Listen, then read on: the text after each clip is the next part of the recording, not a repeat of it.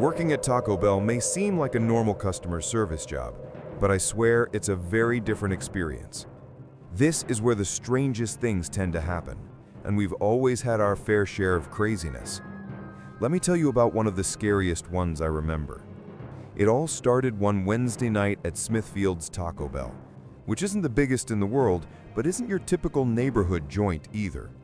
On weekends, the place is packed to the last minute, but on weekdays, it's a different story. That night, everything was especially quiet. Maybe it was because it was the end of the month and most people hadn't yet been paid, or maybe because of the holiday the day before, which had everyone tired and wanting to be at home. Who knows? The truth is we had no customers, so when this guy came in, I was surprised. There were only 2 of us employees and we were about to close, my partner Ian and me. Ian had gone out to take out the trash, and I was getting ready to close the register. So with this guy coming in, I had to take over, taking his order and also cooking it. The guy looked normal, a little distracted, but I figured that was typical. Who doesn't get a little distracted at that hour? I decided to take his food to the table, which wasn't necessary, but hey, we were alone and it never hurts to make a nice gesture. Ian came back and gave me a knowing look, as if to say he wanted to leave and couldn't until the place was clean and the customer was gone. We were chatting quietly when suddenly everything got weird. The guy started yelling like crazy. "What the hell is this? This is rotten. Everything is rotten." He was referring to his taco, the fries, and even the soda he had ordered. At the time, I thought he was totally crazy, but I went over to see what was wrong. Then he said, "Try this. The ingredients are rotten." Truth be told, I couldn't believe what he was saying. I tried the taco I had brought him, and surprise, it was great, perfect, fresh, and delicious. I even went out of my way to make it good. What was he talking about? I was rather surprised at how good it was because I am not a great cook. "This is not rotten, sir, it's perfectly fine," I replied as I continued chewing. But then the guy got worse, yelling at me that I was crazy for enjoying spoiled food. "Are you sick? You disgust me," he said. This really got on my nerves. He had gone over the edge, so I replied, "That's enough. I'm not going to let you talk to me like that." And that's when things started to get out of control. The man became enraged, got up from his chair and approached me. He wasn't particularly tall or strong, but the craziness in his eyes gave me chills. Right there in that bizarre situation, I realized that I had made a big mistake in challenging him. The atmosphere felt heavy, and truth be told, I was very uncomfortable. I kept thinking about how I was going to handle this situation in the best possible way. But the guy looked like he was about to foam at the mouth, and in the blink of an eye, he grabbed the Coke off the table with force. "You like this crap? Take it. It's all yours." In an instant, he grabbed my neck and pushed me against the table, and with his other hand, he tried to shove the Coke into my mouth, pressing it down hard. Suddenly, I began to choke on the liquid that was spilling out and seeping into my nostrils as I struggled to keep my mouth shut. At that moment, Ian, who had already returned, didn't hesitate to jump on the guy and help me. Fortunately, he managed to knock the guy to the ground. But the guy reacted quickly and mounted Ian, starting to punch him in the face non-stop. Seeing this, quick as lightning, I rammed the guy, making him let go of my partner. But instead of joining the fight, I helped Ian up and dragged him to the kitchen. As we ran, the guy got up, more furious than before, but instead of following us, he started yelling like crazy. "Do you think you can make fun of me? That you're going to give me rotten food and get away with it? This is no joke." From the kitchen, we watched the guy start trashing the restaurant. He smashed the computer, broke the cameras, and even took out the fish tank we had on the counter. He was completely unhinged, out of his mind. As the man continued his rampage through the restaurant, Ian and I decided it was time to call 911. I explained to the police that we needed urgent help. Just then, the guy, after finishing trashing the counter, seemed to have calmed down a bit and was heading for the door. However, although we didn't know it at the time, it was a trap. Seeing him leave, I ran to the broken fish tank to rescue the fish, while Ian frantically searched for the door key. But when I finally placed the last fish in a glass of water, I heard a noise at the doorway. Unfortunately, Ian didn't get to close the door in time. Just as he reached the door to pass the key, the madman appeared. This time he didn't open it like when he arrived, but it looked like he had been waiting right there to attack. Ian tried to react, but he fell to the floor. It all happened so fast that I could barely take in what was happening. Before I knew it, I was watching my partner being beaten by that madman with a baseball bat. Consumed with panic, I left the glass with the fish on the counter and ran to help Ian. But I stopped dead in my tracks when I saw the man coming toward me with the bat raised high. Without thinking, I ran into the storeroom and closed the door. Fortunately, I was able to take shelter there, but the guy was on the other side trying to get in at all costs. All he wanted to do was hit me for no logical reason. The scene became even more violent when he started hitting the door with his bat, causing enormous damage to the small metal door. I immediately started looking for something to defend myself, a stick, a knife, whatever, but I only found a broomstick that wasn't supposed to be there. And just as I was getting ready, the guy kicked the door hard and managed to open it. When he did, he looked for me with his eyes and without hesitation lunged at me. I tried to get defensive with the broomstick, but that didn't last at all. In less than 2 seconds, the man lunged at me, completely ignoring that I was going to try to defend myself. Before I could react, he began to beat me savagely with the bat.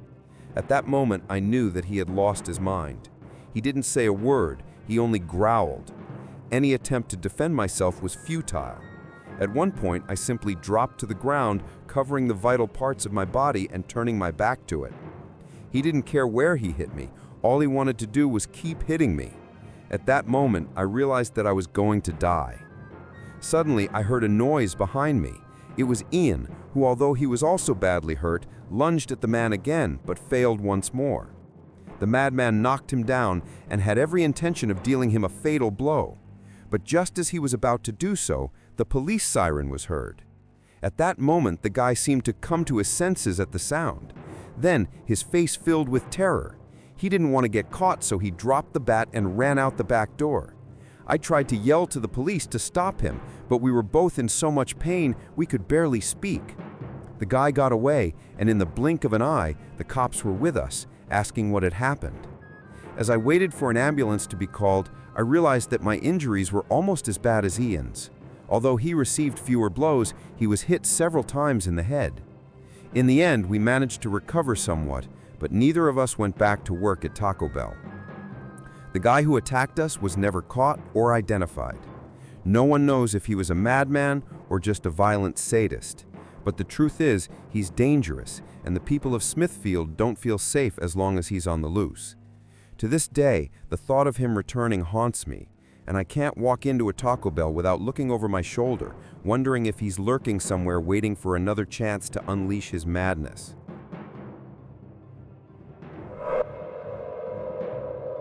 "Can you cover for me tonight?" Mike asked, his usual bright smile lighting up his face. I hesitated for a moment, knowing I had nothing planned, but also knowing how exhausted I already was. I was supposed to leave in about 30 minutes, but if I agreed, I'd be here until the night shift. Mike must have seen my hesitation, because he leaned in, his blue eyes sparkling. "Please, you'd be saving my life. I'll owe you one." Hard to resist those eyes. I sighed, nodded, and waved him off as he bolted for the door. Probably to meet his girlfriend, I figured. Mike and I both worked at a fast food restaurant. He'd helped me get the job a few months ago. I was on break from classes, so it wasn't like I had anything pressing. Still, I was tired and had hoped to go home, kick off my shoes, and binge watch something mindless. Instead, I braced myself for the long haul. The evening passed uneventfully. Most of the customers were the usual types. By 8:30 p.m., the place had started to empty out. The dinner rush was long over, and the restaurant felt eerily quiet. I glanced at the clock. Only a couple more hours. That's when the front door opened. I turned, expecting another late-night customer, but froze. The man who walked in was enormous, his broad shoulders practically brushing the doorframe. His face was rugged, with a thick, bushy beard and 3 piercings above his right eyebrow. His eyes, small and sharp, darted around the room before settling on me. Something about him sent a chill down my spine. "Sorry, we're closed," I managed to say, my voice steadier than I felt. He didn't respond right away. Instead, he looked around again as if assessing the place and then walked to a table, one I had just cleaned, and sat down. "Just need a minute. When you're ready to lock up, I'll leave." I swallowed hard. Something about his demeanor screamed danger, but I didn't know how to argue with a man like that. Instead, I nodded and went back to cleaning, my heart pounding. Out of the corner of my eye, I watched him. He seemed anxious. His leg bounced under the table, and he kept glancing at the door as though expecting someone to barge in at any moment. Finally, I finished the last table and headed toward the back to grab my things. As I passed his table, I opened my mouth to remind him we were closed. Before I could speak, the front door burst open with a loud bang. Two men stormed in, their voices loud and aggressive. One of them swore violently as his eyes locked on to the man sitting at the table. The other pulled a gun from his waistband and pointed it straight at him. "You thought you could hide?" one of them snarled. Panic surged through me. Before I could think, I ducked behind the counter, my hands trembling as I clamped them over my mouth to stifle a scream. The next few moments were chaos, shouting, the deafening crack of a gunshot, the sound of furniture being knocked over. I couldn't see what was happening, but I heard every terrifying second. One of the newcomers yelled something about money. The man at the table, the one who had seemed so nervous, pleaded for more time. His voice was high-pitched, desperate. "Please, just a little more time. I'll get it, I swear." "We've heard enough," one of the men growled. The next gunshot was different. Final. I peeked over the counter and immediately wished I hadn't. The man who had been sitting at the table was now slumped over, blood pooling beneath him. His eyes were wide open, unseeing. Unfortunately, my gasp was louder than I intended. Both men turned toward me, their eyes narrowing. I ducked back down, cursing my own stupidity. "Who's there?" one of them barked. I didn't wait to find out what they'd do if they found me. I bolted toward the back door, my sneakers slipping on the freshly mopped floor. Behind me, I heard one of them shout, followed by the sharp crack of another gunshot. The sound was so close it made my ears ring. The cold night air hit me like a slap as I burst through the back door. I spotted a group of people standing on the sidewalk about a block away. "Help! Please help me!" I screamed. The men chasing me must have seen the group too. I glanced over my shoulder and saw them hesitate before turning and running in the opposite direction. Relief washed over me, but it was short-lived. My legs gave out and I collapsed on the sidewalk. "They killed someone," I managed to choke out to the group. "In the restaurant. They've got guns." When the police arrived, they moved quickly. The man who had been shot was still alive, though barely. Paramedics loaded him onto a stretcher, and I overheard one of them say his chances didn't look good. The police took my statement. They promised to keep me updated, but also warned me to be cautious. "These men are dangerous," one officer said. I quit, knowing I needed to prioritize my safety and mental health. I'll never forget that night. It changed me in ways I'm still coming to terms with, and I'll never take my safety for granted again. This true story I'm about to tell you happened in Dallas, Texas, and it's one that changed my life forever. After a tiring day at work, my niece Sharon and I decided to stop at a famous taco restaurant. It was one of those chain places that promise quick service and familiar flavors, but that night, it became the setting for something I'd never forget. We opted for the drive-thru since the freezing cold outside made the thought of getting out unbearable. Sharon's laughter was a welcome break from the monotony of the day. When it was finally our turn, I rolled down the window and placed our order.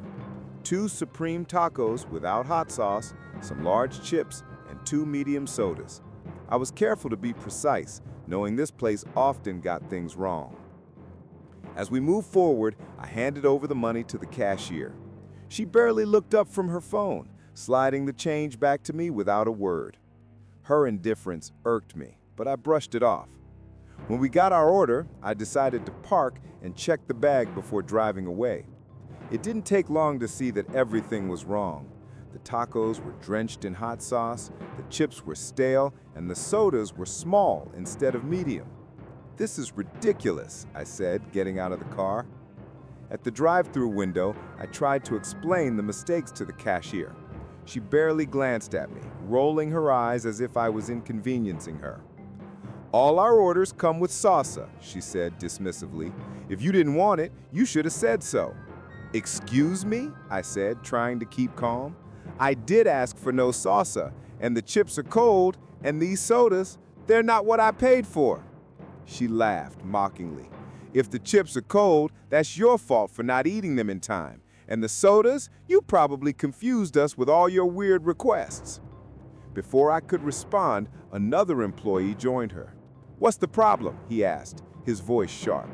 I repeated my concerns, but his response made my blood boil. "If you don't like it, you can leave," he said.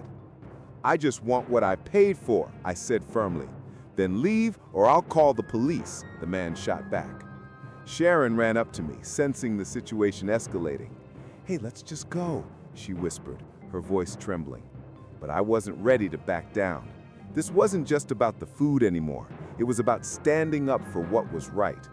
I turned to leave, but just as I did, something unimaginable happened. The manager appeared with a jug of boiling water and threw it at me. The scalding liquid hit my back and I screamed in agony.